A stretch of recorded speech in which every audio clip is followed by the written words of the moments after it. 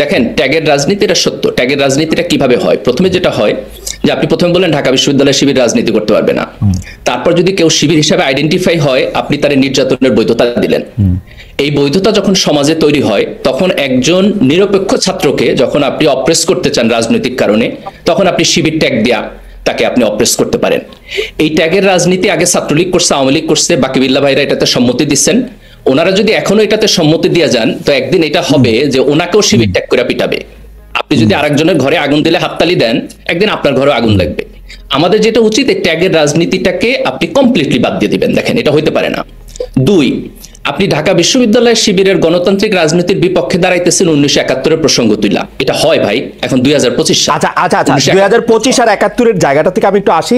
আমি কিন্তু দেখি যে শিবির ট্যাগ দেওয়া একটা ব্যাপার আছে, আরেকটা সাংঘাতিক রকম ট্যাগ দেওয়ার ব্যাপার আছে বাম বা নাস্তিক, ইসলাম বিদ্বেষী, ইসলাম ধর্মের অনুসারী না।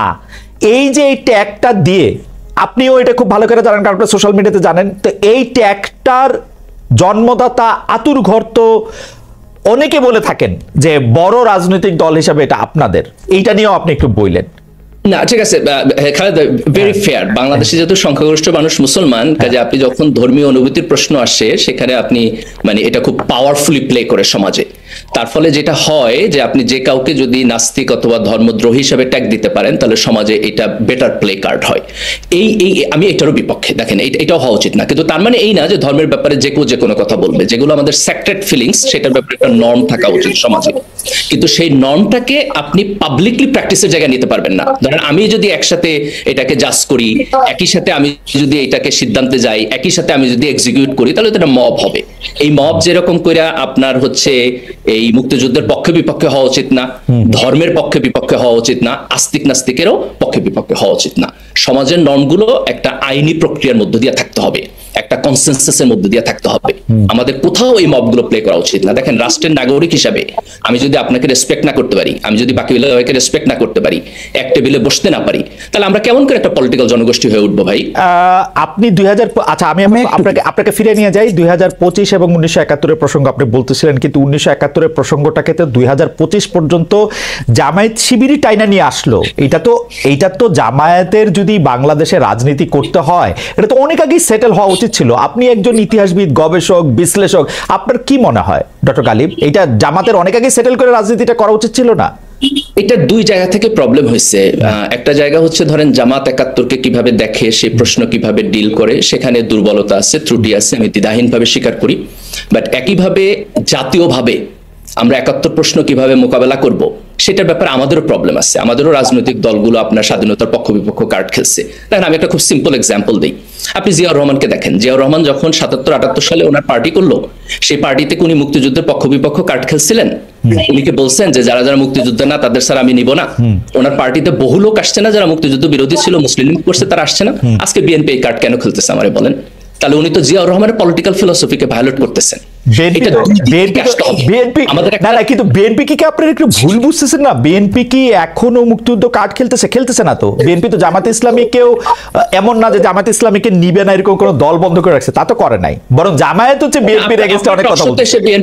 আপনার টক শোতে এসে বিএনপির vice chairman most probably Fazlul ভাই যেই ল্যাঙ্গুয়েজে আপনার কথা বলছে, আপনার কি মনে হয় যে ওনার বক্তব্য যদি আপনি যে কোনো একজন দর্শককে শোনান আর তাকে জিজ্ঞেস করেন এটা আওয়ামী লীগের বক্তব্য না বিএনপির বক্তব্য, আপনি কি মনে করেন ডিস্টিংগুইশ করতে পারবে একজন দর্শক? উনি কিছু কথা বলছেন যেটার ক্ষেত্রে আসলে আওয়ামী লীগ এবং বিএনপির জায়গায় এক জায়গায় চলে আসে, কিন্তু আমি মনে করি উনি বিএনপির ভাইস চেয়ারম্যান, কিন্তু বিএনপির মুখপাত্র নয়। বিএনপির ভাইস চেয়ারম্যান এরকম আমার জানা মতে অনেক আছে, মানে আমি হাতে গুনে একজন কয়জন বলতে পারবো না, এবং উনার বক্তব্যটা উনার ইন্ডিভিজুয়ালিস্টিক। আমি যদি বিএনপির বক্তব্য হিসেবে মির্জা ফখরুল ইসলাম আলমগীরের বা জনাব তারেক রহমানের বক্তব্য, জনাব মির্জা ফখরুল ইসলাম আলমগীরের বক্তব্য যদি আমি বিশ্লেষণ করি, কারণ বেগম খালেদা জিয়া অনেকদিন ধরে কথা বলতেছেন না, তাহলে কিন্তু আমি এরকম দেখি নাই যে তারা আসলে মুক্তিযুদ্ধ ভিত্তিক রাজনীতি, যেটা আওয়ামী লীগের রাজনীতিটা তারা করতেছে, এটা আমার মনে হয় না।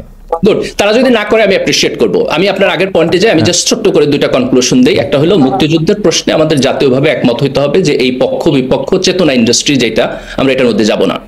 এবং দুই, দেন আমরা জামাতকে প্রশ্ন করব আপনি যেটা করছেন যে ভাই ওকে আপনি মুক্তিযুদ্ধ বিরোধিতা করছেন, কেন করছেন, আমরা এটা কিভাবে রিজলভ করি। আমি চাই না যে আপনি জাতির শত্রু হয়ে থাকেন, আপনি জাতির মধ্যে ইন্টিগ্রেটেড হন। তাহলে সেই আলাপ আলোচনা আমরা জামাতের সাথে করব। কিন্তু আপনি যদি এই কনসেনসাসটা তৈরি না হয়, তাহলে তো আপনি আলাপ আলোচনাটা করতে পারবেন না। আমি কমপ্লিটলি এগ্রি করি, জামাতের সাথে জাতীয়ভাবে আমাদের এই আলাপ আলোচনা হওয়া উচিত।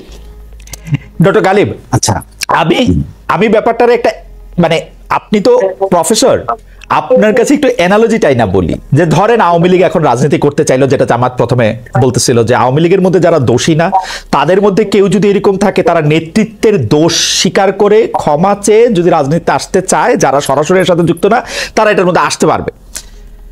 তো এইটা আওয়ামী লীগের ইনিশিয়েটিভ নিতে হবে। আমরা মনে করি যে আওয়ামী লীগ ইনিশিয়েটিভ নিয়ে এটা করবে, জনগণ তাদেরকে মাফ করবে কি করবে না, কোন জায়গা দিয়ে যাবে কি যাবে না, এটা জনগণ দেখবে। জামায়াতের কি এই ইনিশিয়েটিভটা 53 বছর নেয়ার সময় খালি চেতনা পক্ষ বিপক্ষ এইটাই বিবেচ্য ছিল, নাকি জামায়াতের কোনো ইনিশিয়েটিভ নেওয়া জামাত দরকার মনে করছে? আজকে যদি বাকি বিল্লারা এরকম করে বাধা না দেয়, আজকে যদি ছাত্র সংগ্রাম পরিষদ করে এই জামাত ইসলামী রাজনীতি নিষিদ্ধের দাবি না উঠে, তাহলে 2 দিন পরে তো এই যেটা আপনারা দেখেছেন যে ইসলামী ছাত্র শিবিরের ইয়ে থেকে যেটা তুলে নেওয়া হয়েছে সেই বয়ানই তো জামাত ইসলামী দিবে 71 সালে আমরা ভুল করছি, এটা ঠিক হয় নাই, আসেন আমরা ঠিক কাজগুলি করি আবার, তাই না? না, আমি মনে করি আপনি যদি একটা গণতান্ত্রিক পরিবেশ দেন খালেদ ভাই, আমরা যদি একটা ভালো গণতান্ত্রিক পরিবেশ কিছুদিন দিতে পারি তাহলে সিচুয়েশন চেঞ্জ হবে। এটা দেখেন, আপনি জামাতের মধ্যে এখন যারা, তারা অলমোস্ট নতুন প্রজন্ম, শিবিরের মধ্যে তো সবাই নতুন প্রজন্ম, যারা 1971 সালে ছিলেন এবং যারা পরের প্রজন্ম, তাদের 1971 সালের ঘটনা দেখার দৃষ্টিভঙ্গি ভিন্ন, অ্যানালাইসিস করার দৃষ্টিভঙ্গি ভিন্ন। তো এখানে যদি আমরা রাজনীতিটা অফ করে দিই এবং একটা গণতান্ত্রিক রাজনীতির মধ্য দিয়ে একটা নির্দিষ্ট সময়ের মধ্যে দিয়ে যাই, আমি মনে করি না যে 71 বাংলাদেশে আর নতুন করে কোনো বিভাজন তৈরি করতে পারবে। আপনি যেমন ধরেন, আমার জন্ম হয়েছে 1982 সালে, আমি বড় হয়েছি বাংলাদেশে, আমি বাংলাদেশের মানচিত্র দেখে বড় হয়েছি, বাংলাদেশের ইতিহাস দেখে বড় হয়েছি। আপনি তো আমার পার্সপেক্টিভ ভাই 1971 নিয়ে বসাইলে হবে না, তাই না? আমি তো দেখছি কমপ্লিটলি। কিন্তু ডক্টর গালিব আমি এই জায়গার মধ্যে একটা আসতেছি, আমি একটু বাকিবিল্লাহকে শুনতে চাই, কিন্তু আমি আপনার একটা বলি যে আপনার জন্ম 1982 সালে হইলেও আপনি যেমন ফরাসি বিপ্লবকে আসলে বিশ্লেষণ করতে পারেন আপনার জন্মের 200 বছর আগের বিষয়টা, জন্ম 71 পরে এইটা খুব ভালো তর্ক না আসলে, যে আমার আদর্শের জায়গা থেকে আমি আপনি ভুল বুঝছেন। আমি একটু ক্লারিফাই করি। আমি যদি বলি যে আমার জন্ম 82-তে বলে আমি 71 জানি না, 71-এ কি হয়েছে বুঝি না, তাহলে এটা ভুল তর্ক। কিন্তু আমি যদি বলি যেহেতু আমার জন্ম 82-তে, কাজে আমার পার্সপেক্টিভ বাংলাদেশী, ওকে, তাইলে এটা রাইট তর্ক। আমি যেটা বলতে চাই যে জামাত এবং শিবিরের এখন 80-90% পিপল তারা হচ্ছে বর্ন ইন বাংলাদেশ, তাদের যে পার্সপেক্টিভ সেটা আপনারা আমার পার্সপেক্টিভ একই রকম ভাই, এখানে কোনো পার্থক্য নাই। আচ্ছা ঠিক আছে, এইটা নিয়ে আমরা একটু বাকিবিল্লার কাছে আসি। যে জনাব বাকিবিল্লা, আমরা কিন্তু দেখেছি যে এই বিভাজনটা, যেটা আসলে ডক্টর গালিব উদাত্ত আহ্বান জানাচ্ছেন যে আপনার রাজনীতিটা সরায় নেন, এই চেতনা বা এই পক্ষ বিপক্ষ 71, 25, 72, 24 এগুলি নিয়ে আমরা আসলে কথা না বলি, এইটা নিয়ে আপনার আসলে জায়গাটা কোথায়? এটা তো একটা স্পেস দেওয়া উচিত, তাই না?